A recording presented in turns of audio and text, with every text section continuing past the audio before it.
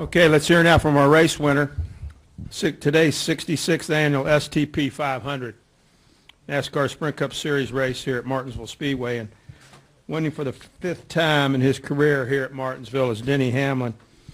He drives the number 11 FedEx Express Toyota for Joe Gibbs Racing, and he'll be joined shortly by his crew chief Dave Rogers and team owner Coach Joe Gibbs. Denny, congratulations on getting back into victory lane, punching your ticket to the chase. Also here, a little local note, you've got 25 wins now in the NASCAR Sprint Cup Series. That ties you with the Hall of Famer Joe Weatherly for the most wins in the Sprint Cup Series for a Virginia native. So congratulations on that. Coach, congratulations. Dave, congratulations. But talk about the win here today, Denny, and I'm sure that has to feel pretty good. Yeah, definitely, and you know, we had a great idea after Saturday that we had a car that was capable of winning.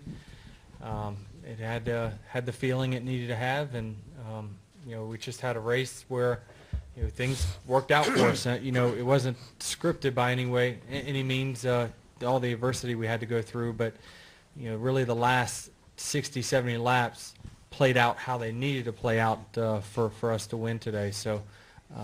You know, it was a up and down day, obviously. You know, it seems like we could get to the lead pretty easily, and once we got to the lead, our balance changed quite a bit, and we fought it after that. But that allowed the two to get to us, and you know, my strong suit all day was then his strong suit, and it put us in a tough spot. And obviously, we had some great short track racing those last few laps. So, you know, glad he chose the latter decision on that last corner, but you know, that's something that you build up the respect from your competitors, and you know, he'll get that paid back to him. And Dave, congratulations on the win. Talk about the significance of winning here at Martinsville, and you know, getting that win with over there with the 11 car. Yeah, it's a big deal. It's you know, get the monkey off our back early.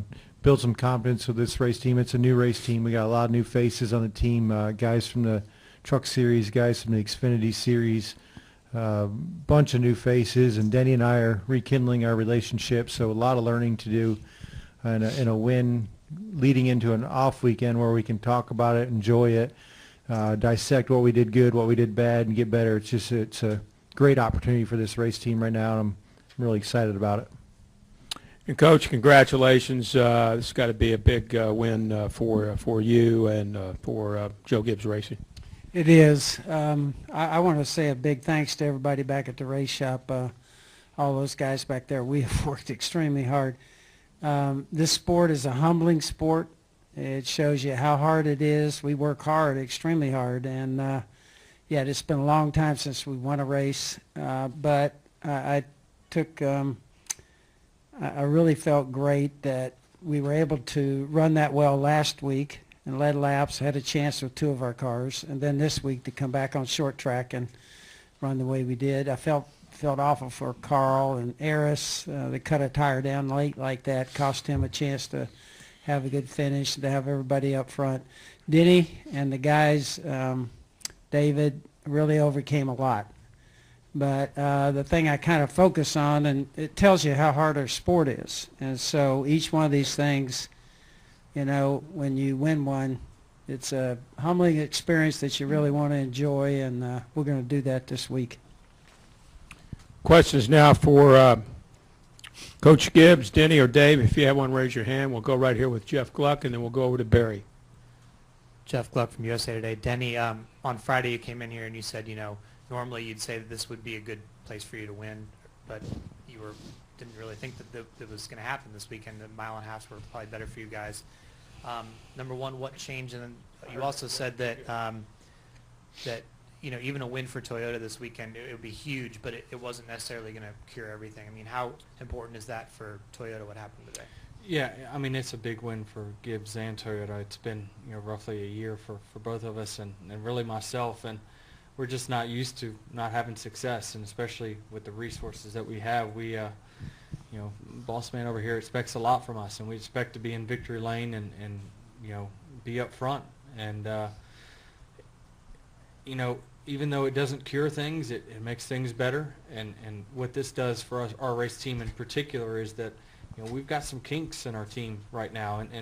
But this, like Dave says, this buys you months of time to get everything worked out and get all the kinks worked out, because we know we can go on a championship run, and knowing that this racetrack holds a key to that top four getting into Homestead, I like our chances. I told you last year, get us to that eliminator round, whatever it was, and we were going to be tough. And you know, with the package that Dave gave us this weekend, and entire Gibbs team, obviously, we're excited to come back here and be part of a championship. But you know, it doesn't come easy. You don't just rest on your laurels. I mean, we had the longest competition meeting I've ever been a part of this past week. I mean, Joe raised his voice, which doesn't happen very often, told us to get off our tails and go to work, and we all did it, and great result for this race team. And sometimes you need a leader like that to kind of put things in perspective of, you know, not that people aren't working hard, but it just takes that extra 10% out of everyone to get to that next level. And I'm very proud of the speed that we've shown with our 11 team so far this year. We've run top 5 every single week except for Phoenix, and we're going to work on that. So we're excited. We're excited about what we got going on and what's to come for us. Can you touch on the meeting that you had? No, I think we have our competition meetings on Tuesday, and everybody kind of shares what they feel. And I think ours was a long one, and I think everybody's frustrated and kind of expressed their feelings. But I will say this: we've kind of charted a course for us to work on, and everybody there, Todd and all the guys in back, technical people, and everybody, Jimmy Makar, everybody's set out a plan, and we're after it. And but I think Denny, you know, he said it best. You don't get many of these, and we're going to enjoy this one. But I was really pleased that all of our cars ran good today. Let's go with Nate right here on the front row, and then we'll go to the press box. Nate Ryan, NBC Sports for Denny and Joe. You could just touch on, obviously it was an emotional week, I would think, with the news about JD. What's it like to cap it this way? Yeah, I mean, it was a very significant week because, you know, of the news that was shared about JD. But, you know, it was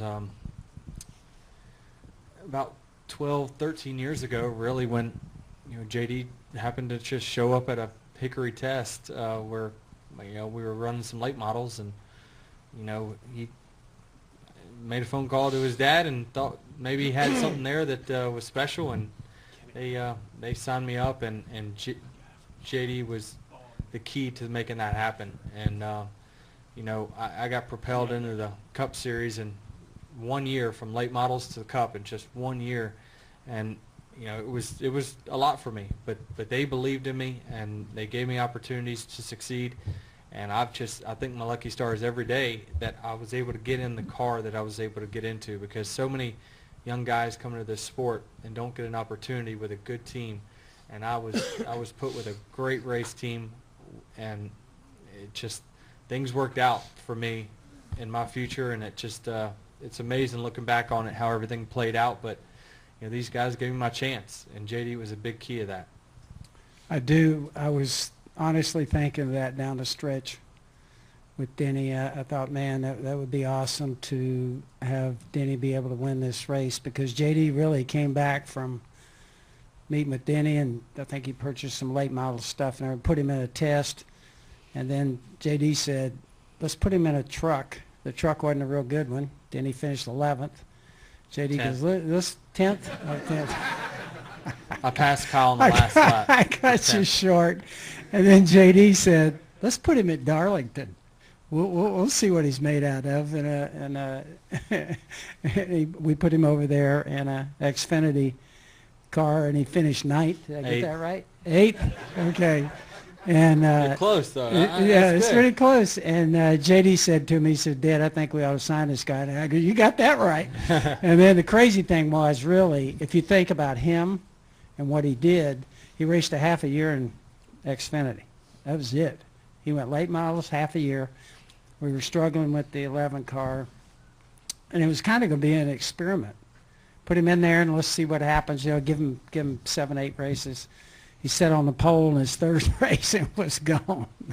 And so I think it's one of the great stories in sports. So we appreciate Denny, but for me it was emotional and thinking about JD and all that he means to our team. And so it was a big week for us, but a great finish to a story there. Let's go to press box. Go ahead. Questions for this winning team. Motorsport.com. Denny, can you talk a little bit about your short track training school? I mean, most of you guys come up on short tracks, but you've kind of given a lot of your secrets away to your teammates about Martinsville. You got that right. But, a lot of them have run up front and what have you, but if one of them had beaten you today, would that kind of be bittersweet? That's something I think about all the time on, whether, because it's so hard to win, do you withhold information to give yourself that edge? And I never have. I just have never, it's never crossed, I've never withheld any information that I could give to my teammates that I shouldn't have. And it's just, I feel like it, because I'm going to be the guy that's going to lean on help from them. I mean, I couldn't find my rear end around Charlotte until I had Kyle Busch, and we talked about short tracks and what I do there, and he took off and ran really well, and then next thing you know, I needed help at tracks, and I got that help back. So it's important for Joe Gibbs Racing to run 1, 2, 3, 4, and unless you give all that information, that's hard to do. And Carl obviously ran up front all day today, and Matt as well as David, and that's an awesome feeling to know that you can race your teammates for victory.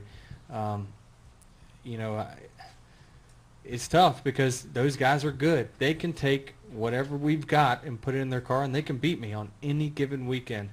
And so we know that's the risk, but we know that that comes back to us tenfold when we need their help. So I'll always be a total open book to those guys, and they've been awesome teammates to me this year. I'm really excited about what Joe has put together, his driver lineup, and the way we've worked together so far. It's really been fun. Denny, Hank Kurz with the Associated Press. When you start a race looking for a sign that things are turning around, and you find yourself near the front with 60 laps to go, does your history here and your success here kind of override any negative that you've had about the way the year is going, and does that kind of raise your confidence, or is it still kind of a hope thing?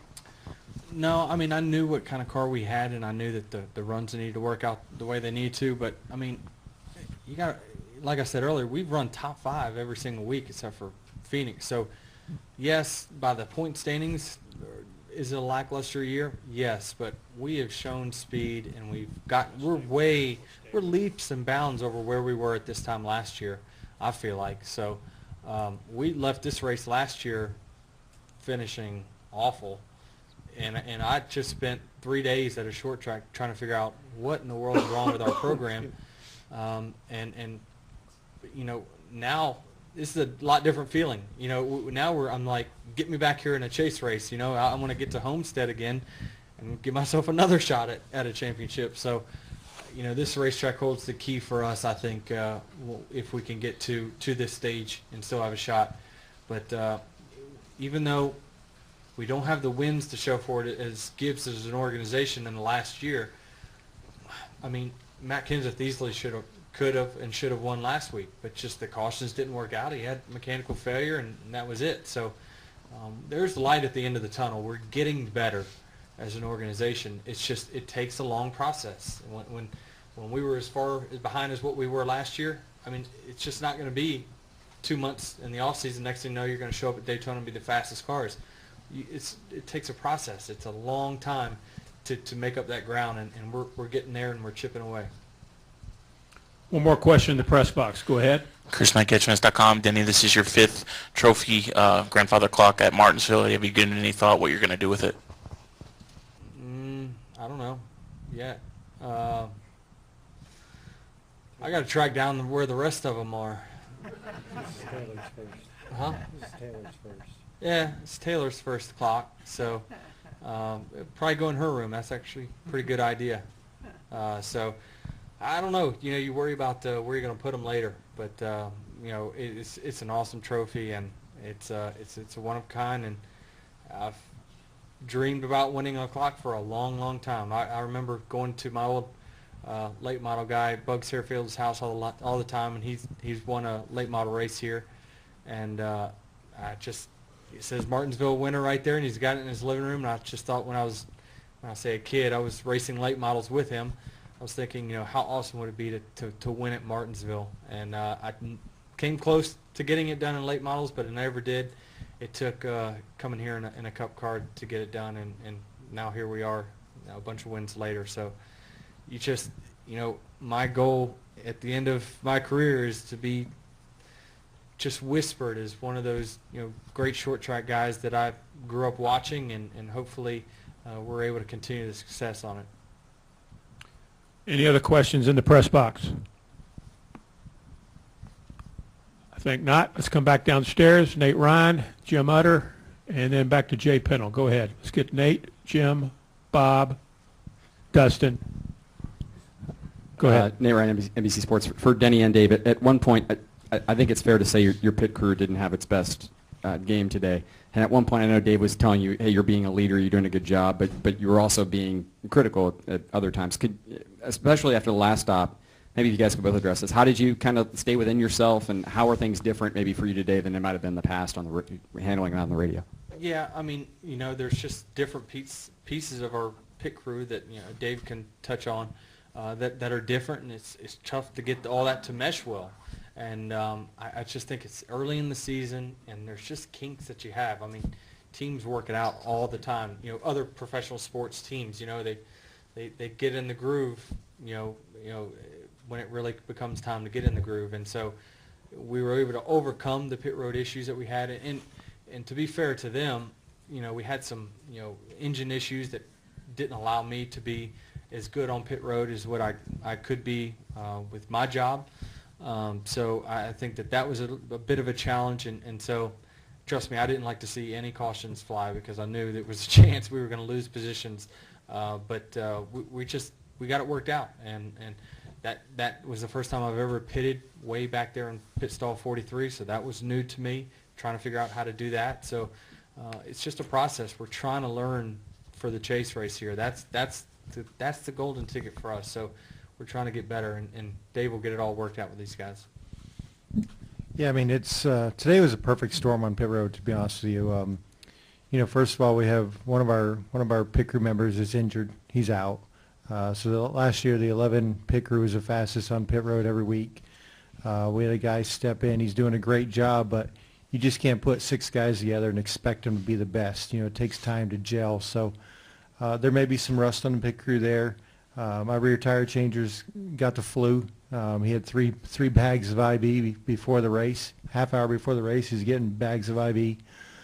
I tried a really aggressive setup on Friday. I told Denny, I said, one of the luxuries of having him driving our race car is I'm not scared. You know, we'll try anything because I think he can carry this team.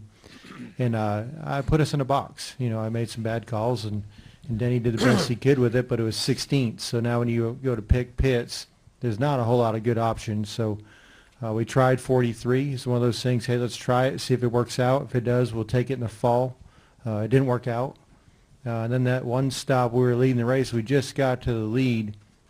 And usually you pick up the pace car and you roll around a lap, and then they open pit road. But for whatever reason, race control opened the pit road quicker than I expected anyways. And next you know, we're in our pit box. So, you know, we had a lot of things going against us. But on the other hand, I thought Denny showed great leadership characteristics. I mean, it's got to be extremely frustrating to drive the race car and have that going on. And he didn't yell, he didn't scream, he wasn't derogatory. He just said, hey, guys, we've got to pick it up.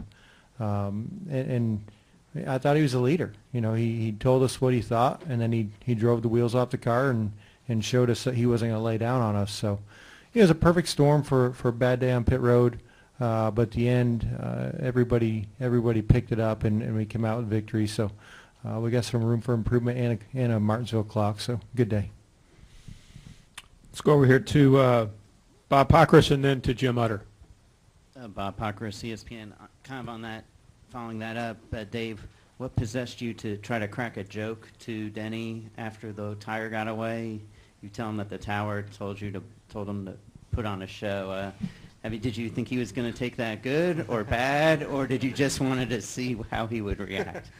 Well, I mean, I was probably as frustrated as Denny. I mean, it's terrible. I think we had the fastest race car for a good portion of the weekend at California, and we just didn't execute as a team, and it kind of spiraled out of control, and now we're talking about not running as good as we should be. And so here you have we knew leaving yesterday we had one of the top 3 cars. We know we got one of the top 3 drivers. You just take the lead and you start to see it spiral out of control again. It's like, wow, this is frustrating. This is 2 weeks in a row. So I knew inside I was frustrated. I knew he had to be even more frustrated. So I just tried to lighten it up a little bit and put him at ease, get him to relax. I knew he had a tough task ahead of him to come up through the field and keep the fenders on it and not burn it up, not burn the tires off it. And so I was trying to do my best to put him at ease as best I could, and that's what came to mind. I didn't think about it. I just said it. And then he responded with a little bit of snip, and then... Yeah, I just told him, I said, fine, I will, but stop making me do this. It's not very fun. See, I had the crew chief radio on. I didn't hear the snip part. Yeah. He doesn't get my jokes. Go ahead, Jim, and then we'll go to Dustin. Jim Utter, Charlotte Observer. Kind of along the same lines, Denny, there were a couple times that Dave told you, they told you it was going to be fun, but they didn't tell you it was going to be easy. There were a lot of reasons today why, or there could have been a lot of reasons today why you would not win the race. What do you think about what took place today and the victory and says about your team this season? Well, I mean, by no means did we have a smooth race at all, and we still won. So that to me shows what we're capable of. And once we get everything worked out the way it needs to be, and we're back to our normal selves on pit road, and we don't have any penalties, and everything just runs a smooth race, we can win a lot of these things. And so I'm excited about the summer months now. Now that kind of the stress is off, like, we can go out there and have fun and try some things and really let Dave just kind of do his job and work on some things that's going to make us better in the fall. Let's go to Dustin Long, and then we'll go to second row there. You had a question, didn't you? Right there, and then we'll go back to Jay and Mark. Go ahead. Dustin Long, NBC Sports, for Dave. This was a race where you had one fewer set of tires than in the past.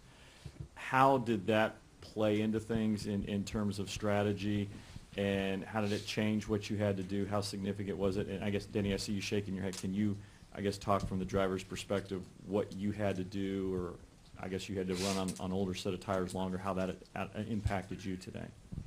Yeah, it did. He'll probably talk about how it affected him the most, but I mean, anytime you're limited on tires, you have to try to predict when you're going to use them, and you want to have tires sitting on pit lane when you need them with 5 to go. And so normally I think there was a couple instances where we had about a 10 or 12 lap green flag run. Normally we would always just come in and take tires, and but with the limited set of tires, that definitely put Dave in a position where you either try to protect the track position you have, or make sure you don't put yourself in a bad position by staying out. So it makes it tougher for the crew chiefs to make calls when you have limited sets of tires like they did today. Yeah, it's definitely a new element to the game. It's much like the Xfinity Series. Like Denny said, you're trying to predict cautions. You don't want to run out of tires. But then on the other hand, there's times that in the Xfinity Series I've gotten myself in trouble because I'd be the only car, and several crew chiefs have, you're the only car with an extra set. So now that last caution comes out that Denny talked about with 5 to go, you got a set of tires laying, but you can't use them because there's 16 cars in front of you that you don't, and that don't have the tires, and you can't pass them. So it's a really complex element. I think Goodyear did a good job of bringing a tire this week with the weather the way it is, the track not taking rubber.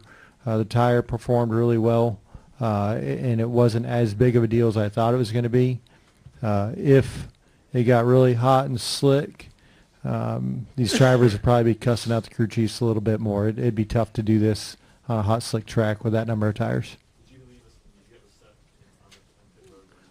Yeah, no, we did have one set laying. We had one set laying there ready to go for that.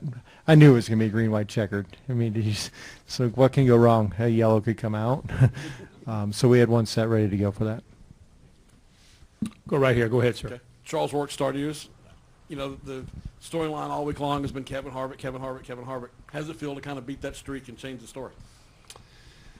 It's good for me, but it's you live in the moment and you enjoy this, and this is great because it's on an off weekend, and like I say, we all get to enjoy this for a couple weeks, but we know the bigger task at hand is that big trophy they give out at the end of November, and it's going to take a lot of work from a lot of people to get that trophy, and you can only celebrate victories for so long before it's tough for the crew chiefs because I get to celebrate it right up until I hit the racetrack in Texas. These guys have to go back to the shop this week and shift their focus to the next race. So although you do enjoy it and you enjoy it like it's your last one, there's still a lot of work to be done, and we're glad to put ourselves as one of those race winners in 2015.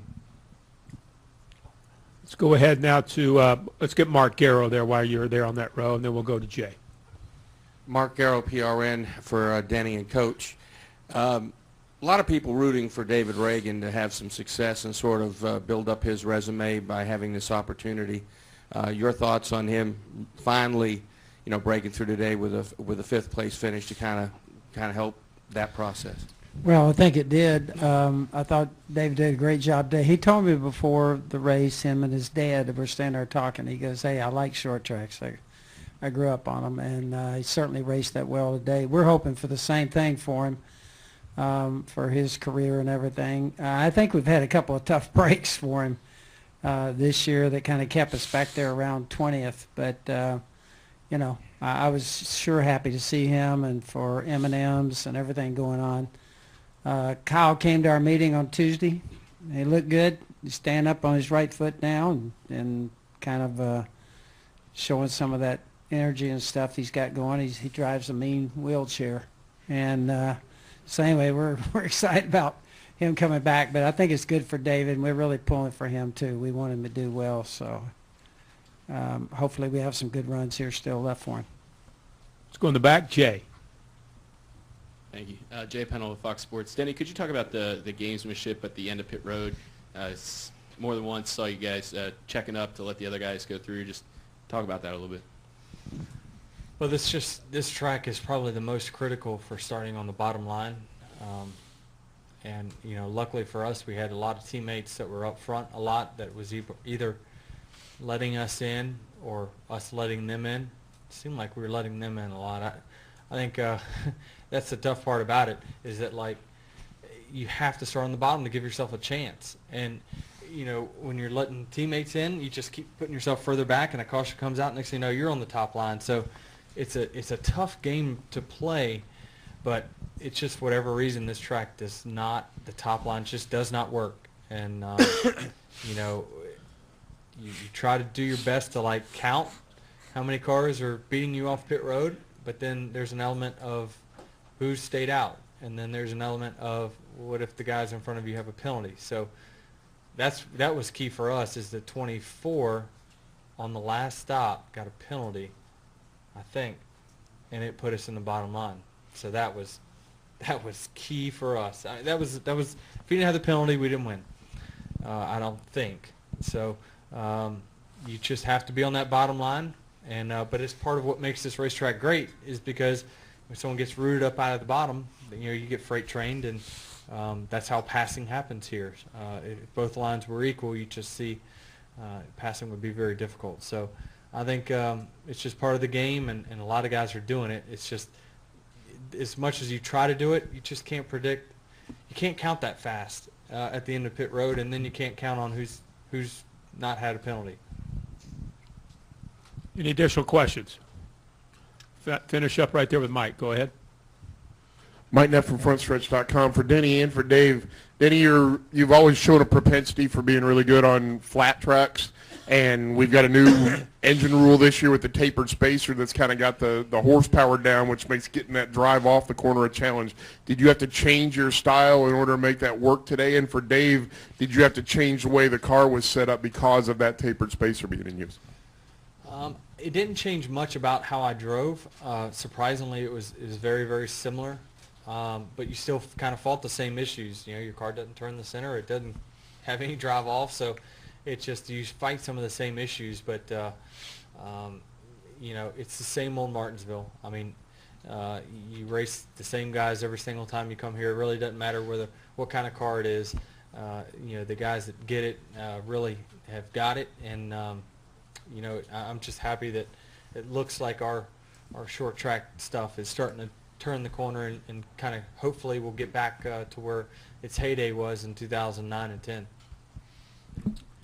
Yeah, definitely a completely different setup. You know, the Kyle and the 18 My Engineering group, we went one way last year, and Denny and Darian and their group went a different way last year. So we had two good notebooks to go from. And, you know, qualifying was more along the lines of some stuff that we did last year. We sat on the pole last year in the spring race, so we tried to sprinkle some of that in, and we didn't do it right. We messed it up. So I looked at Darian's notebook and said, well, what are the things that you guys did last year that worked for Denny? You know, because Denny and Kyle, they're both great short track drivers, but they're different. And you're right, it's a different rules package. So we took both notebooks, and you know, my engineering staff, Chris Gapehart and Kenny Oates, we worked. It was a long night Friday night. We slept very fast Friday night. We put together a pretty good setup, but it's completely different than anything that we've ever raced here before. Congratulations to the number 11 team, Coach Gibbs, Denny, Dave, everybody at Joe Gibbs Racing. Congratulations. Yeah, I want to make sure we say a big thanks to Toyota, to Absolutely. our partner there. I think we got that earlier, but I want to mention that. Thank you all. All right, Coach, tell JD I said hello.